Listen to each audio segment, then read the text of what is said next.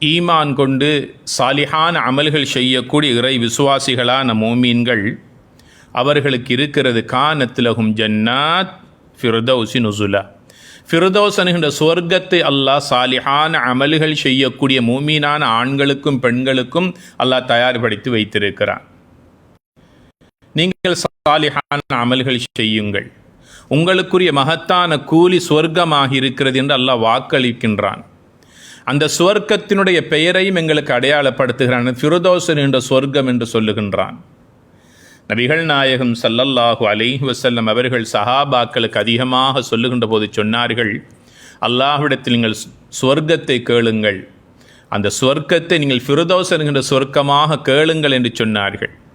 அந்த ஃபிர்தௌஸ் என்கின்ற சுவர்க்கத்திலே தான் நானும் இருப்பேன், என் முன்னால் வாழ்ந்து சென்ற நபிமார்களும் அங்குதான் இருப்பார்கள், சித்தீகீன்களான உண்மை பேசியவர்களும் அங்குதான் இருப்பார்கள், அல்லாஹுடைய பாதையிலே தங்களுடைய உயிரை அறப்போராட்டத்திலே கலந்து கொண்டு தங்களுடைய ஈமானிய இரத்தத்தையும் அந்த உயரிய உயிரையும் அர்ப்பணித்த இறை சுகதாக்கள் அங்குதான் இருப்பார்கள்.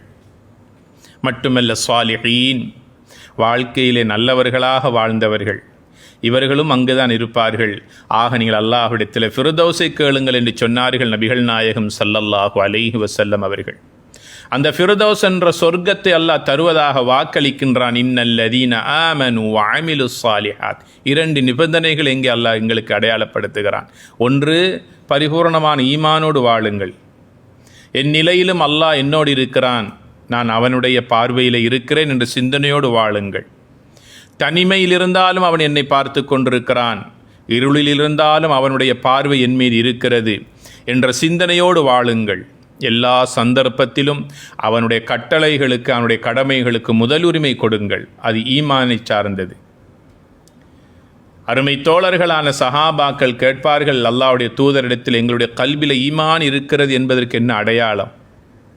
அல்லாஹ்வுடைய தூதர் சொன்னார்கள், எப்போதெல்லாம் அல்லாஹுடைய பெயரை கேட்கிற போது உங்களுடைய மெய் சிலிர்க்கிறதோ, அச்ச உணர்வு வருகிறதோ, உங்களுடைய உள்ளத்தில் ஈமான் இருக்கிறது என்பதற்கு அடையாளம் என்று சொன்னார்கள். அல்லாஹுடைய மாளிகைக்கு அடிக்கடி வந்து செல்லுகிறீர்களா? தொழுகைக்காக, ஏனைய சமூக விவகாரங்களுக்காக, கூட்டங்களுக்காக, சமூகத்தை பற்றி சிந்திப்பதற்கான ஆலோசனை கூட்டங்களுக்காக, இப்படியான பொது இடங்களுக்கு, அல்லாஹ்வை சுஜூது செய்யக்கூடிய, அல்லாஹ்வை நினைவுபடுத்தக்கூடிய இடங்களுக்கு யாரெல்லாம் வந்து செல்லுகிறார்களோ அவருடைய உள்ளத்திலும் ஈமான் இருக்கிறது என்பதற்கு அடையாளம் என்று சொன்னார்கள். ஆக சமூக சிந்தனையோடு வாழக்கூடிய, பிறர் நலம் பேணக்கூடியவராக ஒருவர் வாழுகின்ற போது சுயநலமிகளால் இதனை சிந்தித்து கூட பார்க்க முடியாது. பிறர் நலம் பேணக்கூடியவர்களால் மாத்திரமே சமுதாயத்தினுடைய கவலையை தன்னுடைய உள்ளத்திலே சுமந்து கொள்ள முடியும். அல்லாஹ் குர்ஆனிலே சொன்னான், வஅமிலுஸ் ஸாலிஹாத், சாலிஹான அமல்கள் செய்யுங்கள், கானத்லஹும் ஜன்னாத், உங்களுக்கு சொர்க்கம் இருக்கிறது. ஃபிர்தௌஸ் என்ற சொர்க்கத்தை அல்லாஹ் உங்களுக்கு விருந்தாக தர காத்திருக்கிறான். அவனுடைய மிகப்பெரிய பரிசாக அல்லாஹ் தர இருக்கிறான். ஹாலிதீன ஃபீஹா, அதில் அவர்கள் நிரந்தரமாக இருப்பார்கள். குறிப்பிட்ட காலத்திற்கு அல்ல. ஃபிர்தௌஸ் ஒரு 10 வருஷம் 15 வருஷம் அல்லது 2-3 மாதங்கள் அப்படி அல்ல. ஹாலிதீன ஃபீஹா, முடிவே இல்லாத ஒரு காலத்தில் நீங்கள் அதில் வாழலாம். லா யப்கூன அன்ஹா ஹிவலா, அந்த ஃபிர்தௌஸினுடைய மெருகூட்டலை பற்றி அல்லாஹ் எங்களுக்கு சொல்லுகின்றான்.